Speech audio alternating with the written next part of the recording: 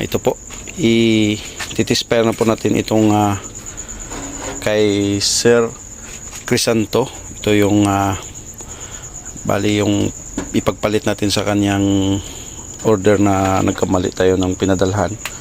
So ito sir, ito sa iyo sir, at ito naman sa kay Boy Aquino, titispire din natin, no? So yung nozzle burner winild na natin kasi nga yung problema kung minsan yung iba matagal po nila tanggalin, so maninigas po yan dito sa thread nya.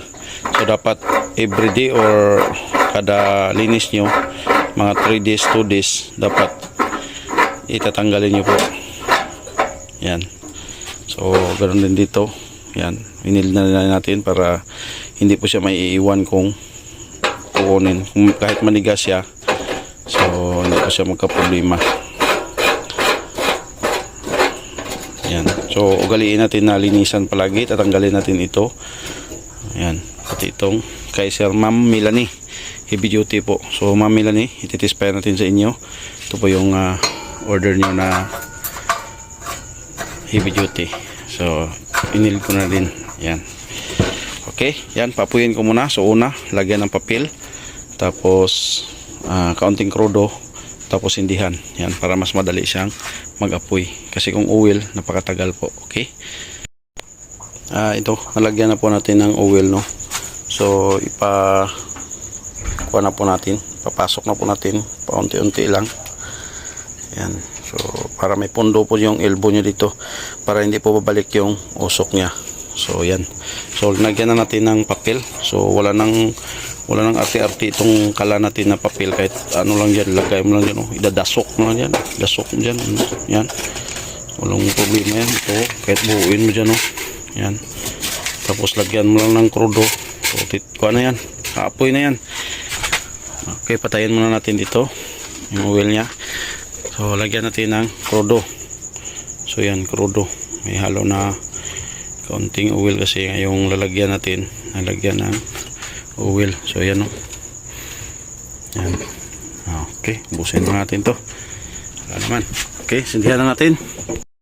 So ito, sindihan natin. Yan.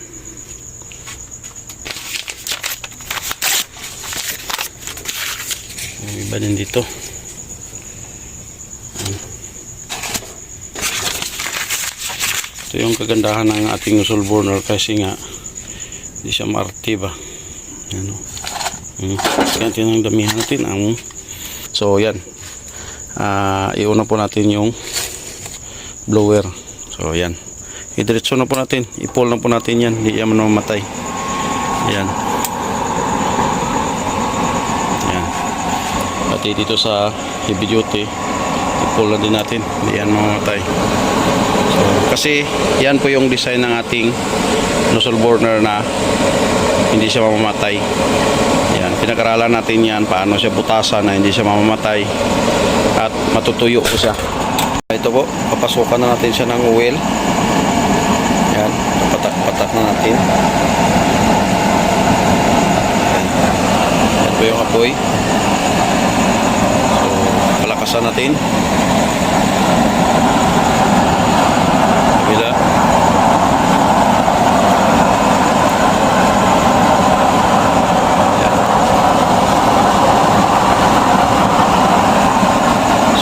Papatungan natin ng kaldero. Yan. Ito, napatungan na po natin ng kaldero, no.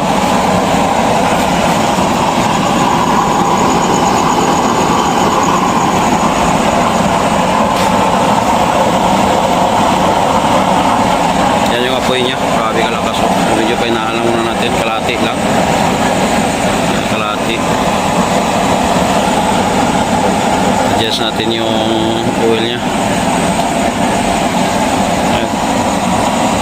So papatayin natin yung ilaw. Yan, papatay na po yung ilaw natin. Napakaganda yung apoy.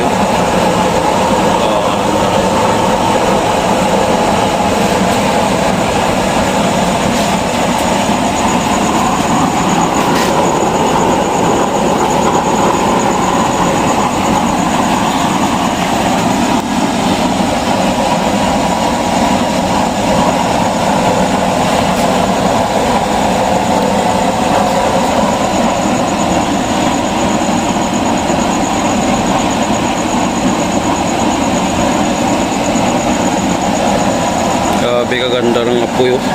Heavy duty oh.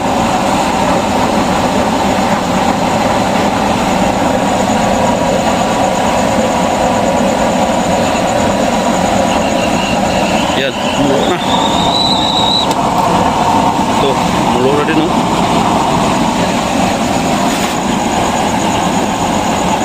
Ayos na no. Kaganda ng apoy niya oh. So try natin painin. Ito. Painin natin dito. Ilagay natin sa number 2. Yan. Number 1.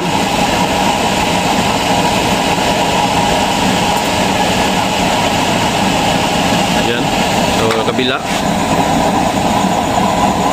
Ilagay natin sa number 2. Yan oh. Ayos.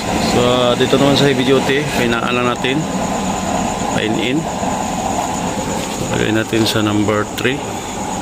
Yan. Ganda rin ang kanya oh, number 3. So palakasan.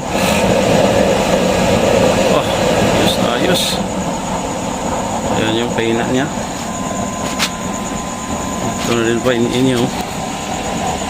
So kagandahan itong nozzle burner natin. Pag palakasan mo siya, yan o. Pinaan mo naman siya kalahati. Yan. Yan pa, number 2. Yan. Bila.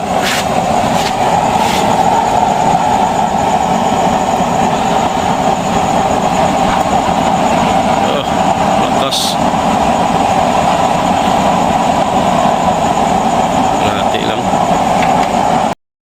Ito Sir Crisanto, pa-confirm na lang kung okay na ba sa iyo itong apoy niya. Yan.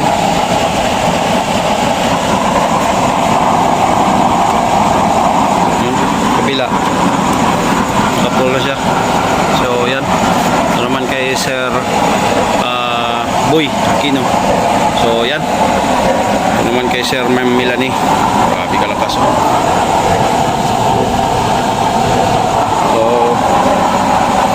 Yan. Okay, Ma'am Melanie, pa-confirm kung okay na ba yan sa yung apoy niya. So, lilinisan na lang natin ito bukas. Tapos ipipint na lang po natin ito. Okay, yan. Magandang gabi po. Maraming salamat. Sa hindi pa nakapag-follow, please follow naman. At i-like and share para marami pang makakita. At sa gustong mag-order, please PM para po mapag-usapan natin kung paano po kayo mag-order. Yan, schedule po yung paggawa natin ngayon. July na po yung schedule natin ngayon. Oh. Grabe kadami yung order. So, yan. Thank you. Maraming salamat. Magandang gabi po.